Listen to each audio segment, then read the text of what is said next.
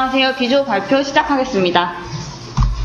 순서로 건축물 선정 이유와 소개, 팀원의 역할 분담 및 일정에 관련하여 말씀드리고 프로젝트를 진행하면서의 마감 방법과 어떠한 기능을 활용하였는지에 대해 중점적으로 소개하며 후기 순으로 발표 진행하겠습니다.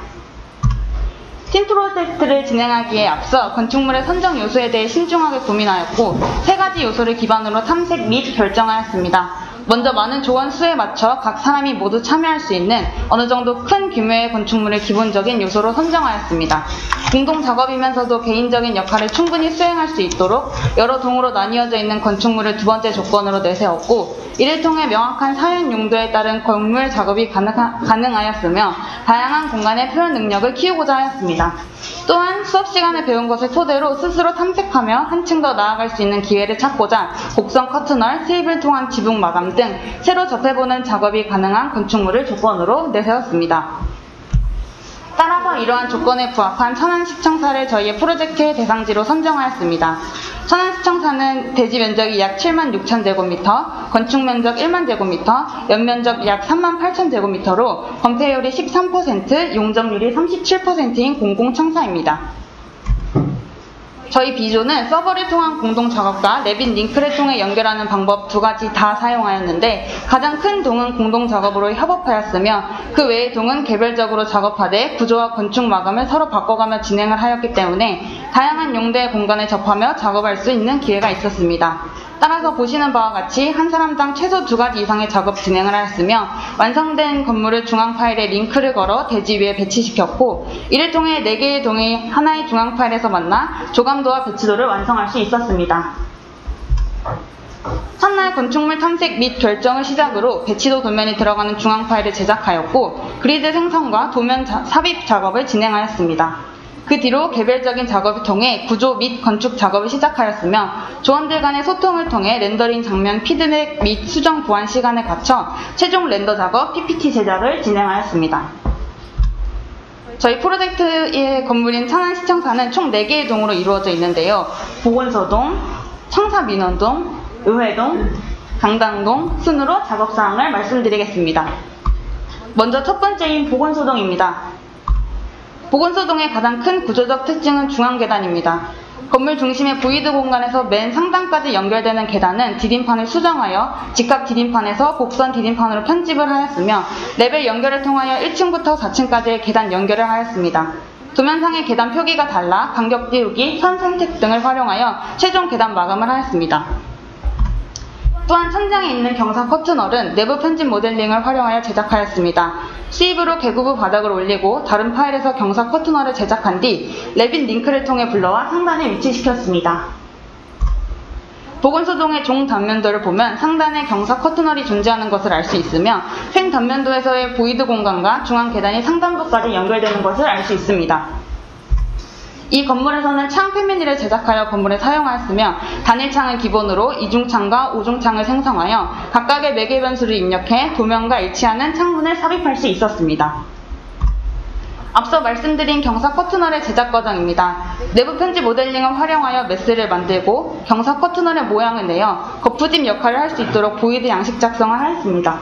이를 통해 나온 모양을 토대로 커튼 시스템을 적용하여 경사 커트널이 완성된 모습입니다.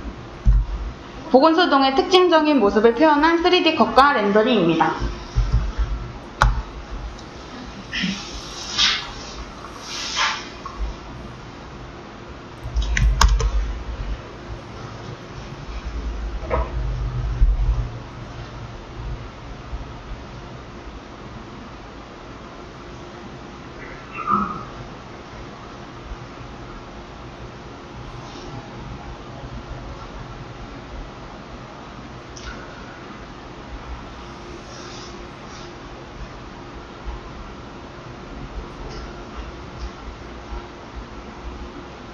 중앙계단의 곡선 디딤판을 이용한 것을 볼 수 있습니다.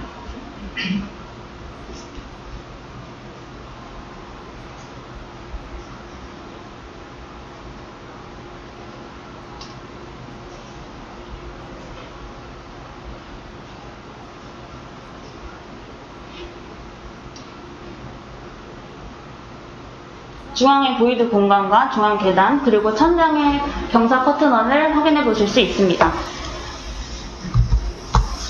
다음으로는 청사민원동입니다. 청사민원동의 하단층은 크게 기역자의 메스로 되어 있고 중간층부터 사무실 공간으로 일직선으로 길게 뻗어 올라가는 구조로 되어 있습니다. 2층에는 물결 모양의 곡면 커튼홀을 통한 외부 건축 마감 작업과 비정형 벽면 마감이 존재하여 내부 편집 모델링 및 선 선택을 사용하여 작업하였습니다. 단면도에서 보이는 바와 같이 하나의 슬랍으로 복제하여 작업할 수 없었기 때문에 공동작업으로 2명의 작업자가 팀이 되어 슬라브 제작 및 구조 작업을 진행하였습니다. 또한 회전문이 들어갈 문틀을 먼저 패밀리로 제작한 뒤 회전문을 감싸는 원형 내부 문틀을 제작하여 파일을 로드하였고 문 패밀리를 로드하여 가져와 총 3개의 패밀리 파일이 모여 회전문을 제작하였습니다. 곡면 커튼홀의 경우 메스를 만들어 도면상의 선에 맞게 편집을 진행, 커튼 시스템을 적용하여 다양한 축으로 진행되는 커튼홀을 제작하였습니다. 청사민원동은 보편적인 사무실 내부 마감을 진행하는 대신 1층과 2층의 민원실, 비정형 구조의 내부 마감을 위주로 렌더링한 모습입니다.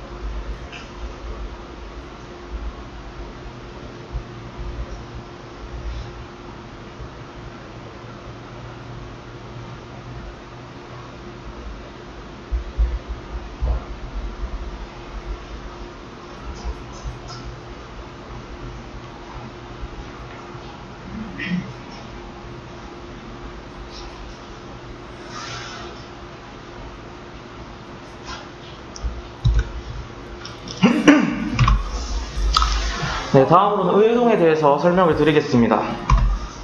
의회동 평면도를 통해서 직사각형의 구조와 원형의 구조물이 맞닿는 부분을 확인할 수 있었습니다. 또한 평면도를 통해서 의회실의 구체적인 형상을 파악하고 의회실의 내부의 구조 외관을 파악할 수 있었습니다. 의회동에서 외관적으로 가장 특징적인 모습은 경사 원형 커튼홀이었습니다. 이를 표현하기 위해서 저희는 메스 작업, 내부 메스를 통해 하단과 상단부의 원형 틀을 형성하였고 솔리드 양식 작성을 통해서 원형 기둥의 형태를 표현하였습니다. 또한 커튼홀 시스템을 이용해서 커튼홀 그리드를 형성하였고 곡선 커튼홀을 이용해서 멀리언을 추가하고 모델을 완성하였습니다. 모델을 완성한 이후에 확인을 해보니까 커튼홀 시스템에는 창문 유형 변경이 불가능하여서 그 부분만 건축벽을 사용하여 만들었고 그리고 문틀을 형성하기 위해서 멀리언 확장을 이용하였습니다. 네, 그리고 종단면도와 횡단면도를 통해서 외관의 경사 기둥의 형태와 의회실의 명확한 레벨 및 층고를 확인할 수 있었습니다. 네, 화면에 보시는 것은 레빗상에서 스코프 박스를 이용하여 저희가 주 렌더링을 보여주고 싶은 부분을 잘라보았습니다.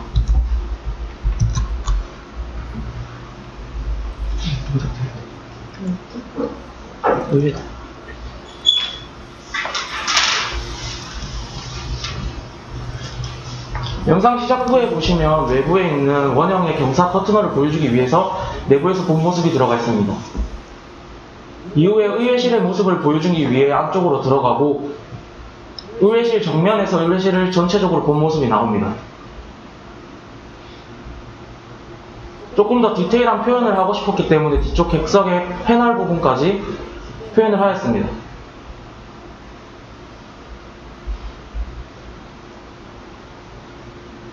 그리고 마지막으로 건물 내부에서 의회실의 외관을 볼 수 있는 장면을 추가하였습니다.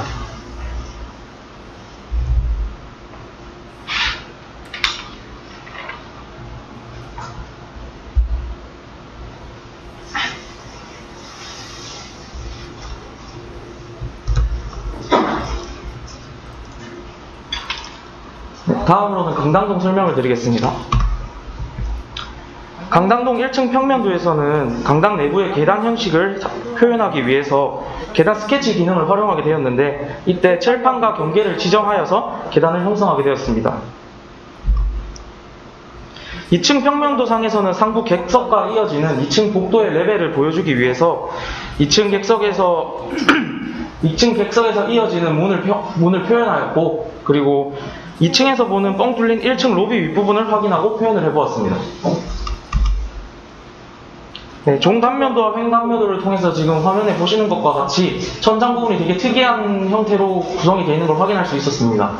그래서 저희는 이거를 중심적으로 표현을 하기 위해서 내부 편집 모델링을 써서 돌출과 보이드를 이용하여 표현을 해보았습니다.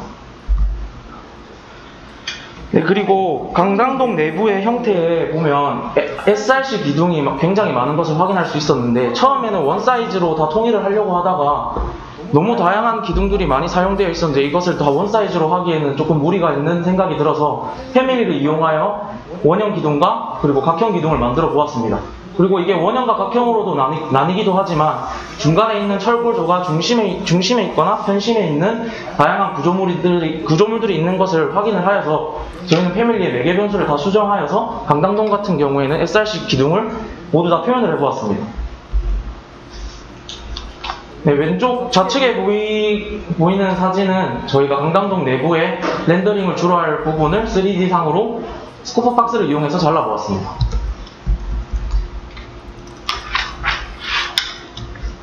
네, 강당동 입구에서부터 로비의 모습을 먼저 보시겠습니다. 그 이후에 복도를 타고 가서 내리막길의 레벨을 확인해 볼 수 있고 강당 내부를 확인해 보겠습니다.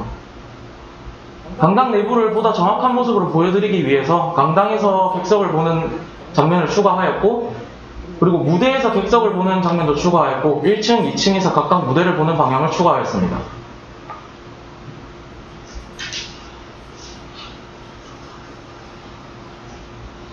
이후에 앞서 언급한 내용과 같이 2층 객석에서부터 2층 레벨을 표현하는 장면을 추가하였고, 밑에 1층 뻥 뚫린 로비를 한번 표현해 보았습니다.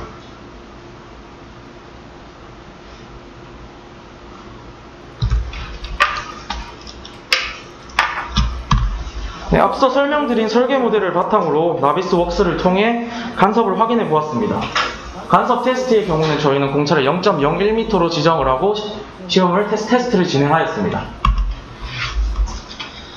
먼저 보건소동의 간섭 테스트입니다. 저희 같은 경우에는 화면에도 보시는 바와 같이 각 부재 간의 간섭을 위치와 층수를 확인할 수 있었고, 그리고 보건소동의 경우에서는 상부 파라페카 커튼월 그리고 상부 경사 커튼월과 옥상 바닥이 맞닿는 부분에서 간섭이 가장 많이 발생하는 것을 확인해 볼 수 있었습니다. 민원동 역시 화면에서 보시는 바와 같이 각 부재별로 기본적으로 발생해왔던 간섭을 확인해 볼 수 있었고, 그리고 건물 내부에 위치한 비정형 구조물과 결합된 외부 부재에 관한 간섭이 가장 많은 것을 확인해 볼 수 있었습니다. 세 번째로 의회동 같은 경우에도 간섭 보고서를 통해서 각 부재 간의 간섭을 확인할 수 있었고, 원형 경사 커튼월과 이어지는 부재들의 간섭이 가장 많은 것을 확인해 볼 수 있었습니다. 마지막으로 강당동 역시 지금 보시는 바와 같이 부재들의 각 간섭을 확인할 수 있었고, 강당동 같은 경우에는 2층에서 옥탑으로 이어지는 빈 기둥들과 벽과 바닥들이 마주치는 부분에 간섭이 가장 많은 것을 확인해 볼 수 있었습니다. 네, 다음으로 대지 작업에 대해 설명드리겠습니다. 저희는 대지 작업을 진행하는 데 있어서 전체적으로 구획에 불규칙적인 것이 굉장히 많았습니다. 그래서 그것을 다 표현하는 데는 시간적인 측면에서 너무 부족하다고 생각하여서 일부 대지는 건물 패드를 이용하여서 평탄화 작업을 진행하였습니다. 하지만 그 중에서 등고 차이가 가장 심한 부분인 도로와 인도는 바닥을 생성하였고 하위 요소 편집을 통해 점을 찍어 고도값을 부여하는 방식으로 진행을 하였습니다. 우측에 보시는 사진은 경계석을 표현한 사진인데 일반 평탄한 지형에서의 경계석 같은 경우에는 건축벽을 이용하여 바로 작성할 수 있었습니다. 하지만 경사진 바닥이거나 구분 형태의 경계석의 경우에는 내부 편집 모델링을 통해서 돌출, 수입, 그리고 혼합 수입을 이용하여 작성을 해보았습니다. 네, 지금 보시는 사진은 저희는 레빗을 이용한 건 아니고 외부에 있는 건축 바닥을 표현하기 위해 포토샵을 이용하여 패턴을 몇 가지를 제작을 해보았습니다. 여기서 제작된 이 패턴들은 나중에 3D 전체 모델링에서 봤을 때 건물 전체적인 대지를 봤을 때 바닥에 들어가는 패턴에 새롭게 재질을 입력하여서 사용을 해보았습니다. 그리고 지금 보실 영상은 전체 3D 영상인데 여기서 보이게 되는 조경이나 수목 작업, 벤치, 가로수길 같은 경우에는 평면 도상의 정보가 워낙 부족하다 보니까 저희가 생각했을 때 시청이라고 하면 제일 먼저 떠오르는 이미지가 모든 사람들이 자유롭게 사용할 수 있는 건물이라는 이미지가 가장 먼저 떠올라서 모든 사람들이 이용할 수 있게 산책로 또는 잔디 정원을 디자인하여서 설계를 하였고 거기에 들어간 조경수나 가로수길은 어셋 라이브러리나 패밀리를 이용하여서 표현을 해보았습니다.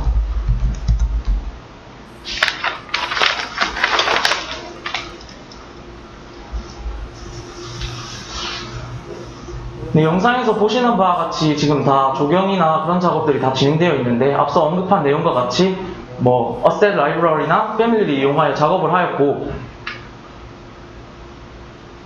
지금 우측에 보이는 바닥 같은 경우에는 저희가 아까 만들어 놓은 포토샵을 이용한 패턴을 지정하여 입력을 하였습니다.